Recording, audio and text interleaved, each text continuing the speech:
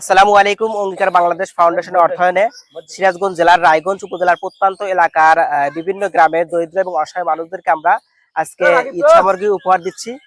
ধন্যবাদ এবং কৃতজ্ঞতা রইল সেই সকল মানুষদের প্রতি যারা ক্যামেরার পেছন থেকে আমাদের এই ভালো কাজগুলোতে সহযোগিতা করেন। এখন যেমন আমাদের এই ভালো কাজগুলোতে পাশে আছেন, আশা করি আগামী দিনেও আমাদের এই ভালো কাজগুলোতে পাশে থাকবেন। এই অবদান আসলে আমার না, এই অবদান আপনাদের সকলের। যে সকল ভাইয়েরা আমাদের এই ভালো কাজগুলোতে নিয়মিতভাবে সহযোগিতা করেন, তাদের প্রতি সবসময় কৃতজ্ঞতা এবং মন থেকে দোয়া থাকবে। এবং এখন যেমন আমাদের এই ভালো কাজগুলোতে সহযোগিতা করতেছেন, আশা করি ভবিষ্যতে আমাদের এই ভালো কাজগুলোতে সহযোগিতা করবেন।